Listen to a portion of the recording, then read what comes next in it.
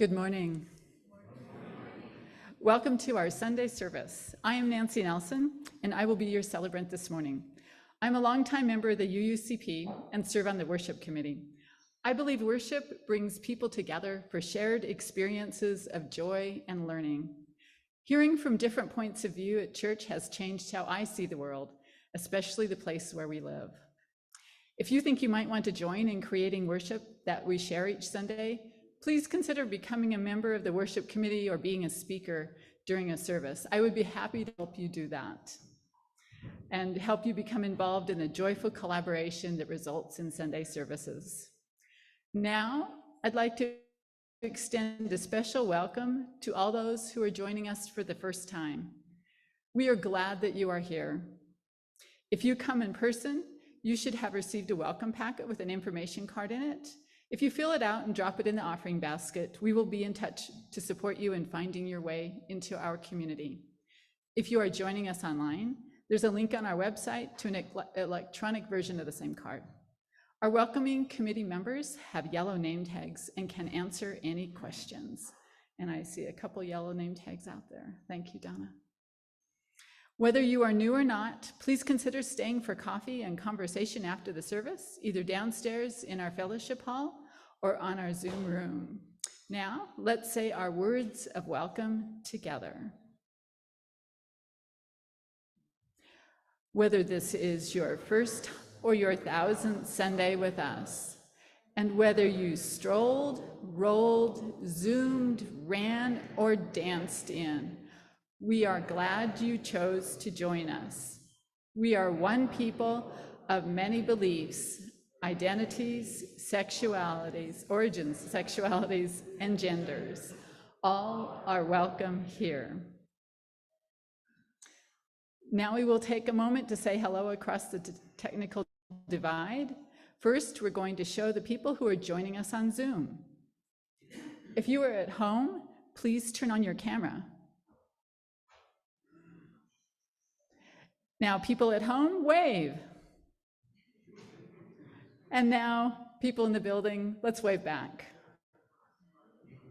Thank you. And Alex, I don't have any announcements, do you? Okay.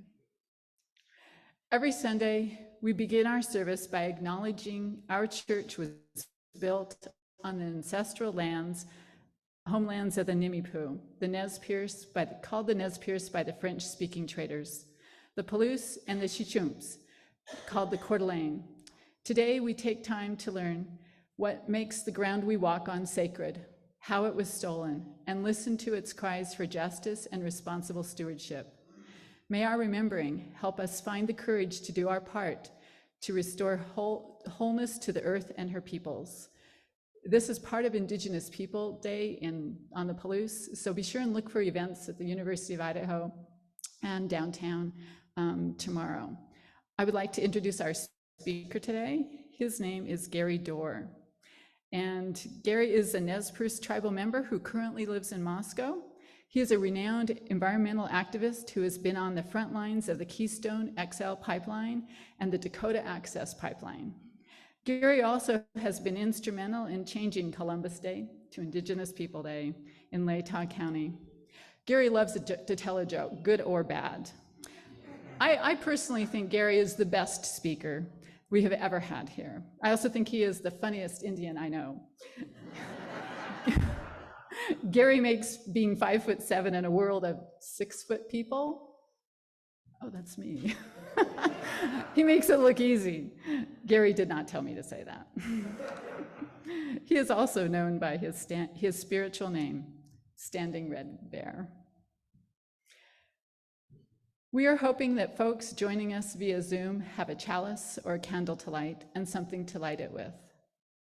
Let's light our chalices together. Thank you, Ryan.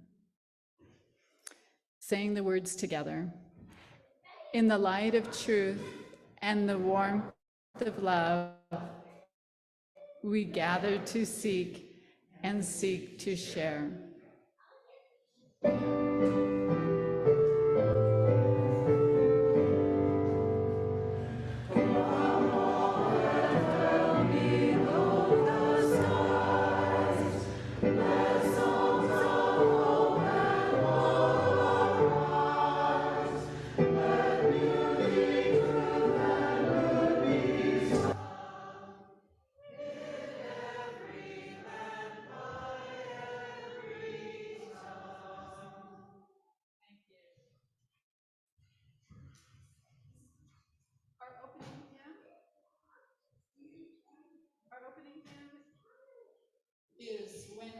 is in a holy place. And do we have the number on it? Does anybody know? Thank you. That was brilliant.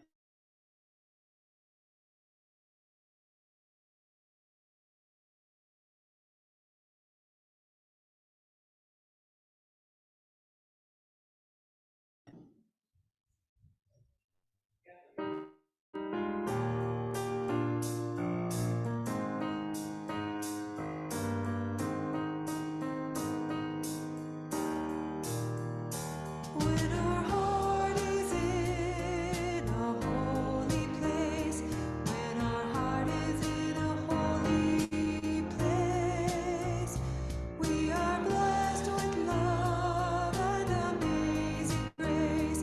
When our heart is in a holy place, when we trust the wisdom in each of us, every color, every creed and kind, and we see our faces in each other's eyes, then our heart is in a holy place. When our heart is in a holy place, when our heart is in a holy place, we are blessed with love and amazing grace. When our heart is in a holy place, when we tell our story from deep inside, and we listen with a loving mind, and we hear our voices in each other's words, then our heart is in a holy place. When our heart is in a holy place, when our heart is in a holy place, we are blessed with love and amazing grace. When our heart is in a holy place, when we share the silence of sacred space, and the God of our heart stirs within, and we feel the power of each other's faith, then our heart is in a holy place. When our heart is in a holy place, when our heart is in a holy place, we are blessed with love and amazing grace. When our heart is in a holy place, when our heart is in a holy place.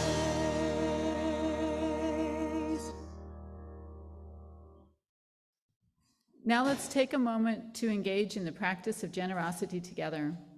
For those of you able to make a financial contribution, the logistics are on your screen. We typically give away all of the cash from our Sunday offering to local charities whose missions align with our values, a program we call the Month of Sundays. And I did not check to see who's this month's recipient. Does anybody know this month's recipient? Circles of Caring is our recipient this month. To donate, please indicate Month of Sundays on your check or on the online drop-down menu. In the spirit of love and for the continuing work of this church, we will now take some time to practice generosity together.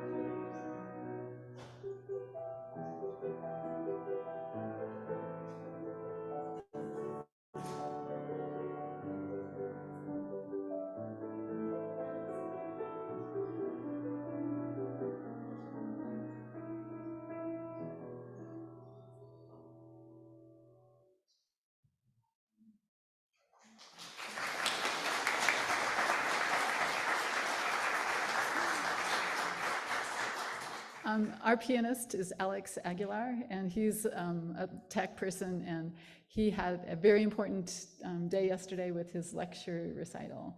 And from all accounts, it was fabulous and will soon be available on YouTube. So congratulations, Alex.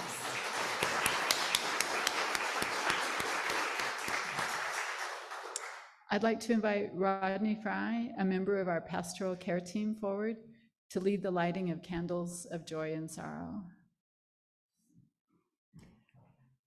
We have 2 readings today, beginning with Crazy Horse, who lived from 1840 to 1877. These are the words he is quoted as saying while he sat smoking the sacred pipe with Sitting Bull for the last time. Crazy Horse was killed 4 days later by US Army soldiers in a hand-to-hand scuffle as they attempted to imprison him. He said, "The Red Nation shall rise again, and it shall be a blessing for a sick world, a world filled with broken promises, selfishness, and separations, a world longing for light again.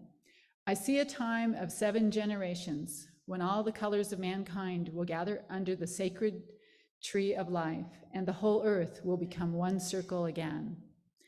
In that day, there will be those among the Lakota who will carry knowledge and understanding of unity among all living things, and the young white ones will come to those of my people and ask for this wisdom. I salute the lights within your eyes where the whole universe dwells. For when you are at that center within you, and I am that place within me, we shall be one." These words are from Chief Joseph, who was invited to Washington, D.C. in 1879, 2 years after he refused to be moved to a reservation and attempted to flee to Canada. He said, "I'm glad I came. I have shaken hands with a good many friends, and there are some things I want to know which no one seems to be able to explain. I cannot understand how the government sends a man out to fight us, as it did General Miles, and then breaks his word. Such a government has something wrong about it. I cannot understand why so many chiefs are allowed to talk so many different ways and promise so many different things. I have seen the great father chief, the next great chief, the commissioner chief, the law chief, and many other law chiefs, and they all say they are my friends and that I shall have justice. And while all their mouths talk right, I do not understand why nothing is done for my people. It makes my heart sick when I remember the good words and all the broken promises. There has been too much talking by men who had no right to talk. Too many misinterpretations have been made. Too many misunderstandings have come up between the white man and the Indians. If the white man wants to live in peace with the Indian, he can live in peace. There need be no trouble. Treat all men alike. Give them the same laws. Give them an even chance to live and grow. All men were made by the same great spirit, chief. They are all brothers. The earth is the mother of all people, and all people should have equal rights upon it. You might as well expect all rivers to run backward as that any man who was born a free man should be contented, penned up, and denied liberty to go where he pleases. I've asked some of the great white chiefs where they get their authority to say to the Indian that he shall stay in one place, while he sees white men going where they please. They cannot tell me. Let me be a free man, free to travel, free to stop, free to work, free to trade where I choose, free to choose my own teachers, free to follow the religion of my fathers, free to talk, think, and act for myself."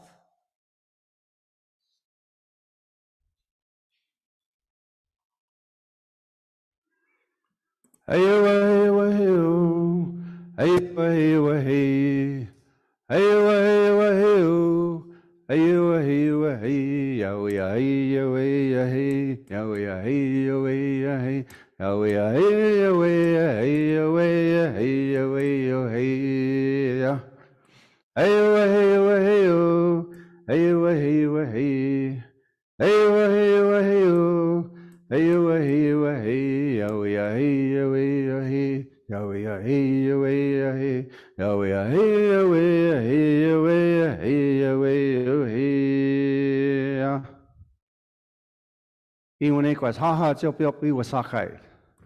Tatsmewi oikalor nim himuma kaalautiwama. Oikalor nim himuma kaalautiwama imaka sehetwisa. Good morning. I'm Standing Red Bear. All my friends and relatives.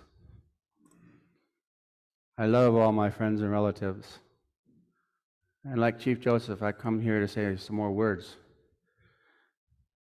I like your little campfire you got going here. Maybe next time we can bring some food. And if you've got a lot of blessings, this should get really hot.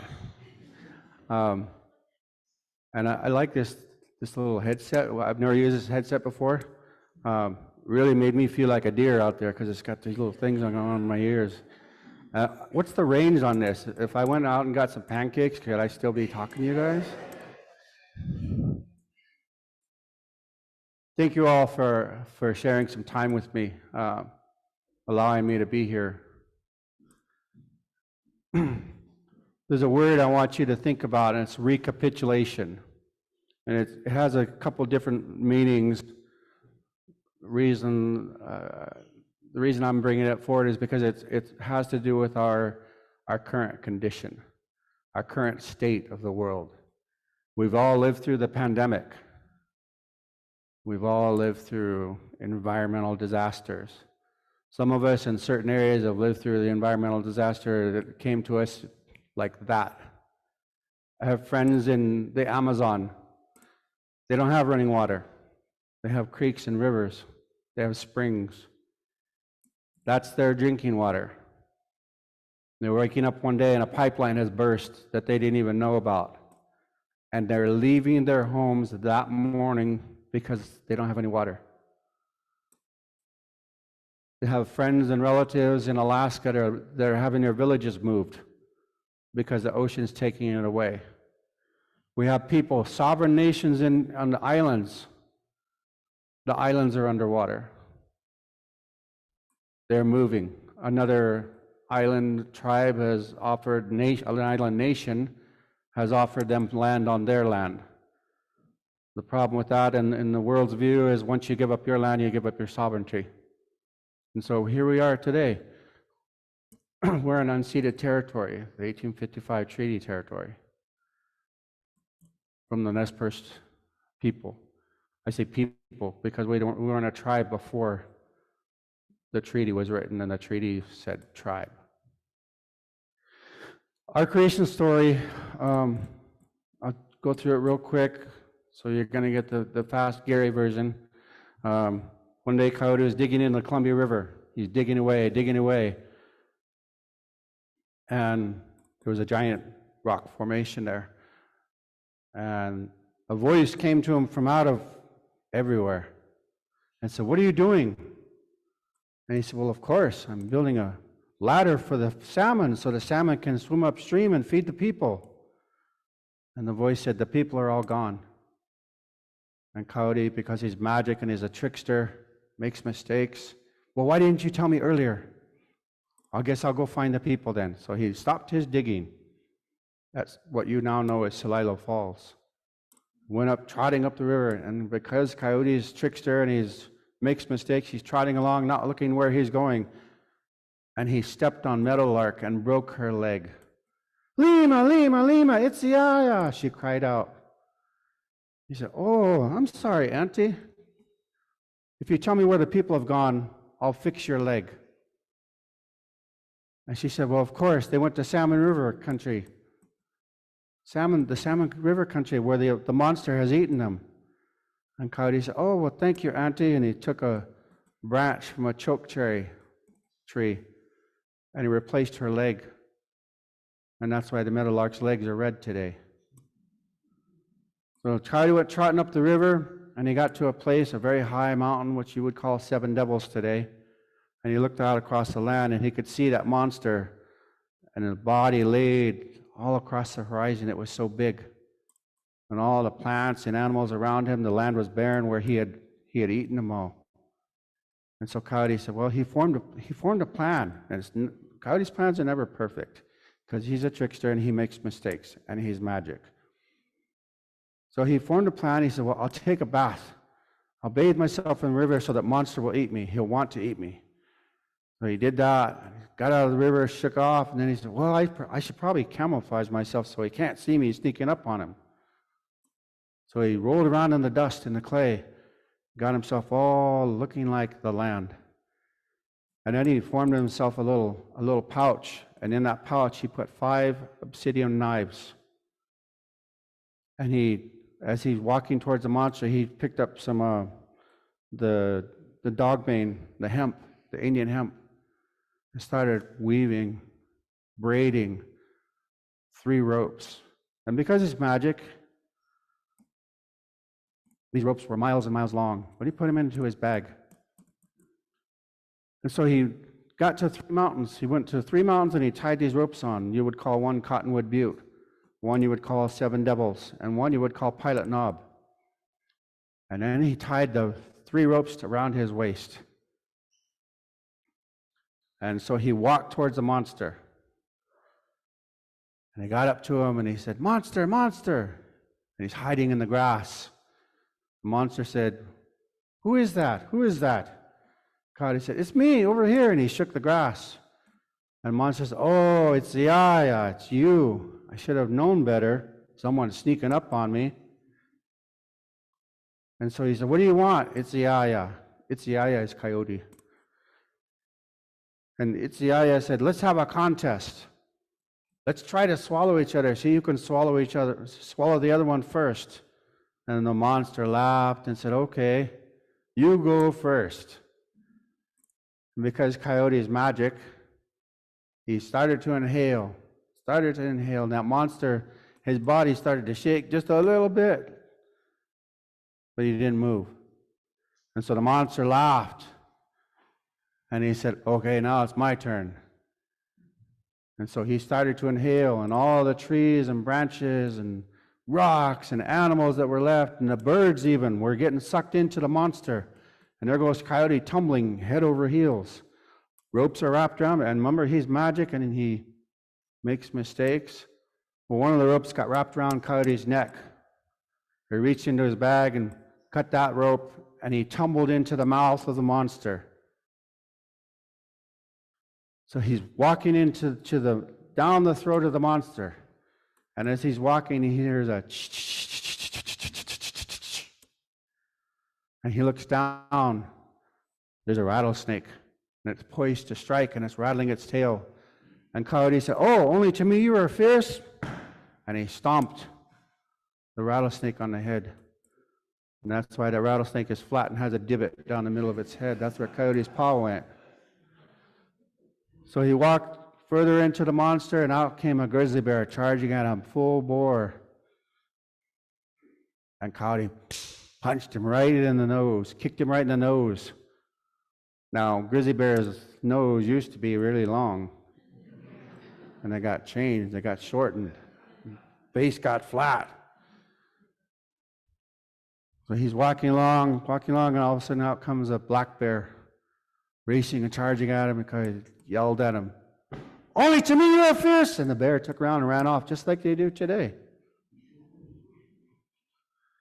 So Coyote got into the belly of the monster, and there's all the people. And when I say people, what I mean people is everybody, everything that lives and breathes, those that crawl, those that fly, those that swim, those are people. Everybody was in there.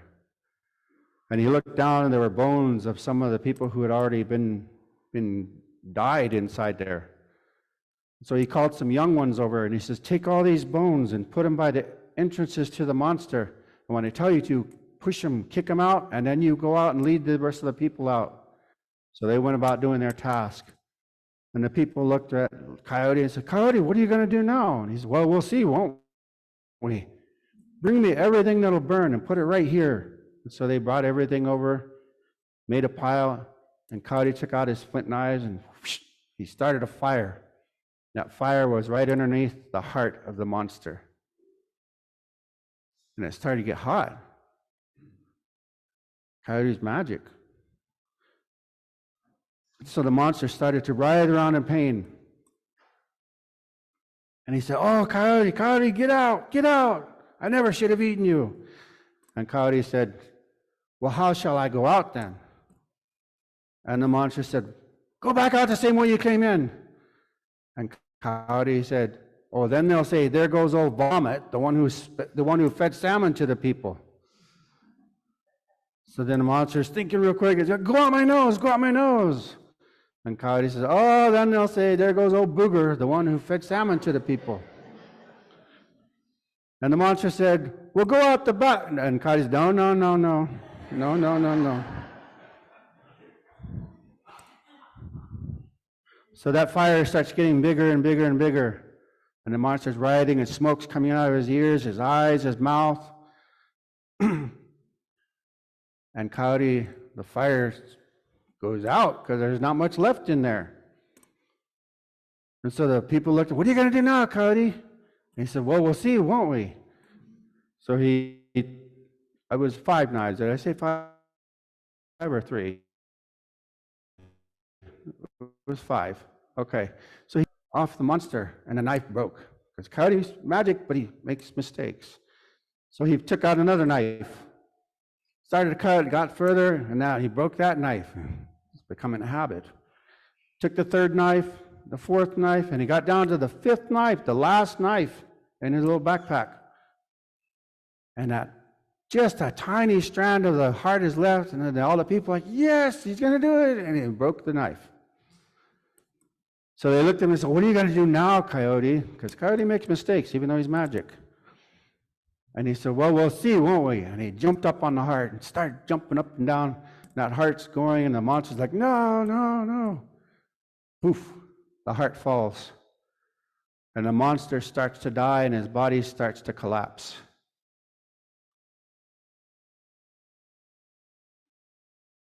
So he told the young ones, "Now!" And all the young ones kicked the bones of the people out, and they went out and led the people out. Everybody left, the ears, the nose, the mouth, and the monster collapsed and died, and there was one person still struggling, one trying to get out. He was stuck up the butt. So he struggled and pulled and pulled and pulled, and people are looking like, "What is going on here?" He came out, and that monster shut, and his tail was stuck in there. And he pulled and pulled and pulled, and got his tail out, and there's no hair left on his tail. He smells, and he's got no hair left on his tail, still to this day, the muskrat. Coyote looked down and said, "Oh, I suppose you were busy doing something else when we were all trying to get out." So now, the people said, "What are you going to do now, Coyote?" Because they know he's magic and he makes mistakes. He said, "Well, bring me some more knives." So he started to cut up the monster and feed it to the people. And so all those bones that were laid out, that the young ones had kicked out, he took blood from the meat and poured it down. Up popped an Indian, very tall Indian. And he said, "You'll be known as a flathead, and you'll be excellent horseman." Poured another one. Up popped a short, stout Indian, and he says, "You'll be the Cayuse. You'll be fierce in temper and good warriors." Went to another one. Poured it, and up popped a really big Indian, and he says, "You will be known as the Yakima, and you'll be excellent horsemen." This went on and on to all the tribes. And so there's no more bones left. He had populated the world with all of the people. So the people are kind of like snickering and laughing. Coyote turned around and said, "Now what? Now what?" And they said, "Well, you put people everywhere, but you didn't put any people here. There's no one here. There's no people here." And Coyote said, "Well, why didn't you tell me that earlier?" "Bring me some water then." So they went to the Clearwater River, which was right there. This monster was in Kamiah, Idaho. You can go and see the heart of the monster today. So the people went and brought him some water, and the heart from the blood of the monster was on his hands. And he poured that water on there, and the drops of water and blood hit the ground. There were no bones. But up popped an Indian, probably the best looking one, I think. The smartest one. But he said, "You'll be known as the Nimipu. You'll be known as the good-hearted people." And so that's who we are today. We're in the monster today. We're in the monster. This story is a prophecy and a creation story. Now, how is that possible? How is it that it's a prophecy and it's a creation story? Because we get ourselves into these monsters. We have corporations destroying the world. All of us are consuming things and causing corporations to do things. We're polluting the air. Even when we go through our funeral, if you don't request it, or by law, they're supposed to preserve your body, well, then that goes into the ground. We're poisoning the ground with our own death.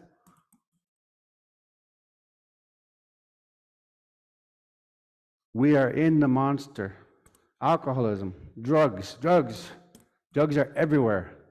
This town is infested with them, just like every other town. We're in the monster. Single mothers with multiple children, with no father figure out of all the children. Murdered and missing indigenous women. They still don't know how many murdered and missing indigenous women are here on this soil or in Canada. They don't have an accurate count. Economic disparity. The rich get richer and the poor get poorer. You know who the ones that hold all the money in the United States are, and how many millions of people it takes to add up what one of them owns, one of them has in wealth. Climate change is coming because of all these things that we've done. We are in the monster. Violence, wars have become profit. They're no longer what we would call wars of justice or worthy. We're in the monster. So how do we get out of that monster? How do we become coyote and come out of that monster? We have to go back to the source. Your own life. When you have anger, when you have issues of trauma, you have to go back to that place where it started. What set me on this path? Why am I so angry every day? Oh, that goes back to how I was treated when I was this age, and then this age, and then this age, and people kept doing it to me. I'm doing this for me, but as a people, we can go back and find a trauma that was done and passed down through generations. For my people, it's called red rage, generational trauma, the boarding schools, the church, the reservations, the wars. All of that is passed down. So how do we change that? We go back to the source of the trauma. We make it known, we identify it, and we're doing this on behalf of everyone in that line who didn't go back and identify it and try to work with it and find out about it, and then they kept passing it down. So you would call it breaking a cycle. We're breaking a cycle today. So I'm going to identify it now. I'm going to find out its strengths and its weaknesses and who authorized that trauma to come onto me. What was the source of power for that? Out of that, I'm going to get a lesson. I'm going to get a song. I'm going to get a vision. The same as any of you can with the generational trauma that this world has with corporations, with any of these things. Suicides, another monster. So we go back, we've identified it, now we've transformed it. Okay, this is what happened. How do I prevent my children from doing the same thing? How do I prevent my great-great-great-great-great-grandchildren from suffering from this same thing? With that song, with that lesson, with that vision.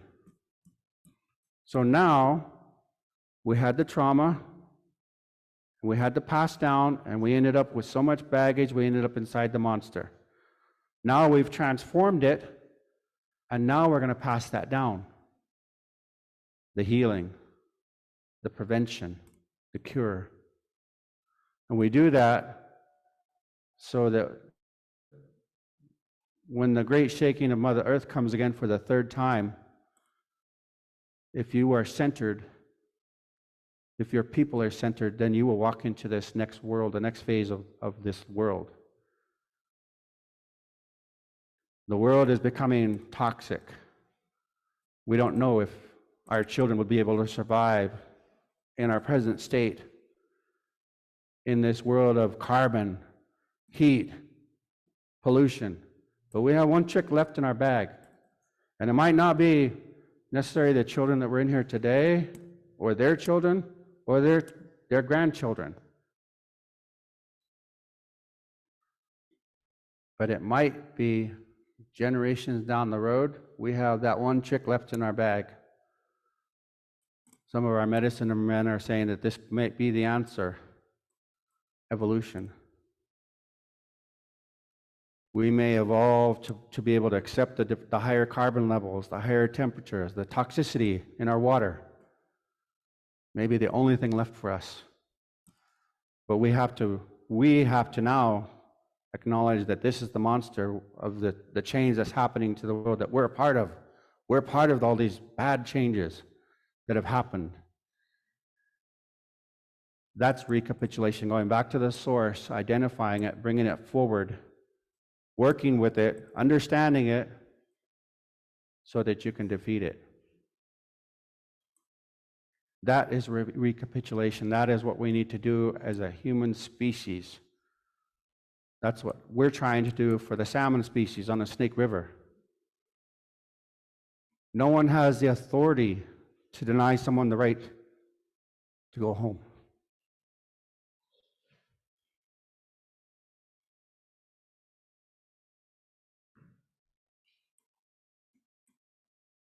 That's where recapitulation comes in.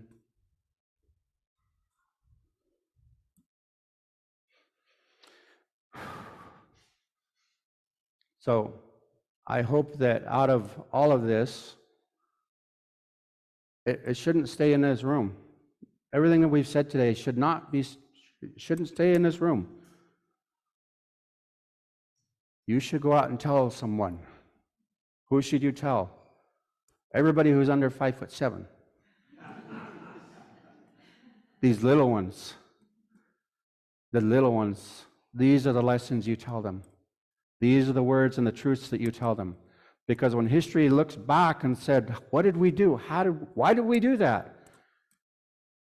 The truth is what needs to be told now, because we're destroying the world right now. We're destroying parts of the world right now. We're destroying people right now. That's why we tell these young ones. So I'm hoping that today you leave here and you go and you have your pancakes. Pancakes, right? I'm going to go have pancakes. But you go and have pancakes and you discuss it with someone who is this tall, this small, this small. And to the others that have people that are this small. We have to affect that change. One person can change the world. You can change one person's world. You can't change everybody's world, but you can change one person's world. You do that enough times, you start to affect a greater amount of people. So that's why I came here today, was to hope that you understand how our creation story is the mechanism. Because the lesson we take from that story is that even though the people were dead or were dying, Monster had a role. Everyone says, oh, Monster, he's this evil thing. Well, Monster was doing what monsters do. He was eating, just like a cougar eats, the baby deer that we sang about earlier. Monster's doing what Monster did, what he was supposed to do, thrive and flourish. But what he did, what the monster did when he ate us, he put us all into the same spot. And what did we do? We raised one heart, one prayer to live. That's what that brought us into the same space, was being eaten by the monster. And it showed us that we are spiritual beings. We are spiritual beings. We're more than flesh and blood. Yes, we are part flesh and blood, but that's only here. It's only temporal. We are spiritual beings. We will always have our prayers. Even in the next life, our ancestors are still praying for each one of us. No matter what they throw at us, no matter how they poison us, no matter how hot it gets, we're still spiritual beings, and we still have that power to affect change. So when the Dakota Access Pipeline came through and threatened the water, that's just the same lesson, the same words that I gave up there. They can kill us. They can kill us. Maybe not our generations down the line, but we're going to stand here and tell the truth so that they look back and see those lessons and see how it was changed, what we did to fix it.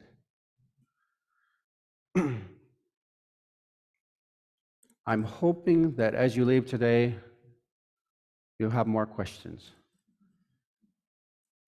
And you ask each other what those questions are, and hopefully you come up with an answer together. I'm hoping that as we look on Indigenous Peoples Day, which is actually every day, that you would look to a little bit more understanding of how our mythological stories are applied to today's world. Their truths, their inner universal truths, can't be refuted. You can't go and tell me that monster didn't exist. How are you going to prove that? Just the same way I can't prove that it existed. You can't prove to me that it doesn't exist.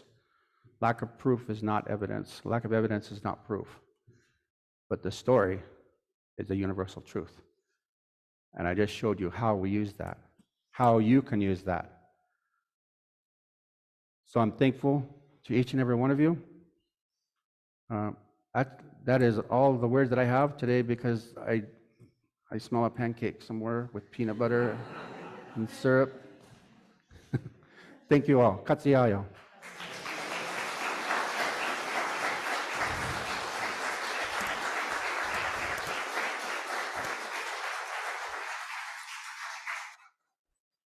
Let's sing together, Imagine by John Lennon. Our last seated. Chief Joseph's conclusion to his speech in Washington, D.C. Almost. Whenever the white man treats the Indian as they treat each other, then we shall have no more wars. We shall be all alike, brothers of one father and mother, and one sky above us, and one country around us, and one government for all. Then the great spirit chief who rules above will smile upon this land and send rain to wash out the bloody spots made by brothers' hands upon the face of the earth. For this time the Indian race is waiting and praying. I hope no more groans of wounded men and women will ever go to the ear of the great spirit chief above, and that all people may be one people.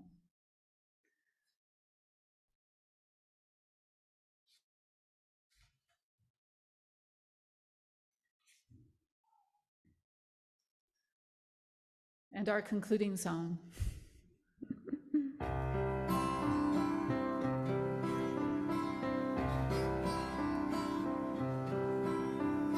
There is a love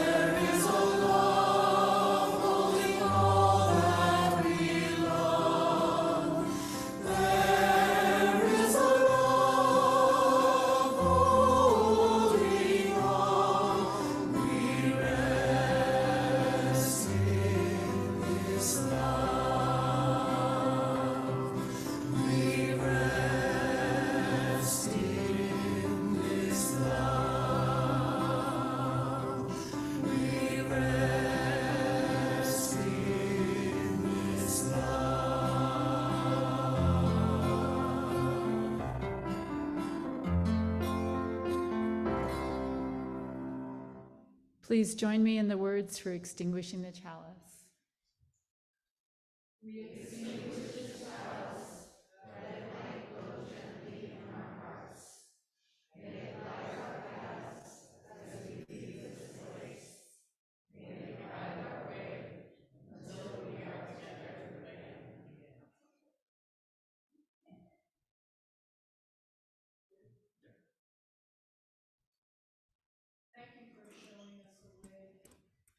Yes, thank you. I have real quick, I'm going to tie this all together for all of you.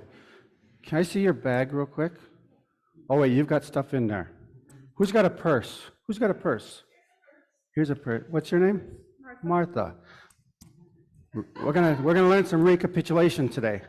Okay, so this is Martha's purse. It's Martha's purse. It belongs to her. I like this purse. I'll take good care of this purse. Martha should get her purse back because it belongs to Martha first, but now I have it. But I want to acknowledge that, Martha, this is a fine purse that you have. It'll come with a lot of good use, and if there's a good card in there, we'll be able to spend it. Probably go buy some pancakes.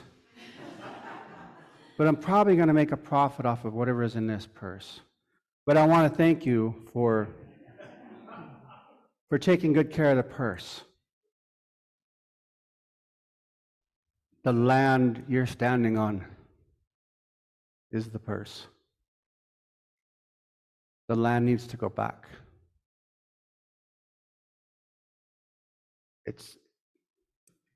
This isn't my purse. This land was taken illegally. We read from the 1855 treaties, 1877 words, the war. When Joseph came back, it was with a promise that he would be able to come back to his land. That needs to be fixed. We need to fix that. This land here was part of our territory. We're asking for the purse back. So I'm thankful for the land acknowledgements. I really am. But words without deeds are just words. And as Chief Joseph said, it does not take many words to speak the truth. And I'm tired of words that lead to nothing. So I just leave that thought with you today. And you can sign over your title to your property to me after class today. Thank you so much. Katsiayo.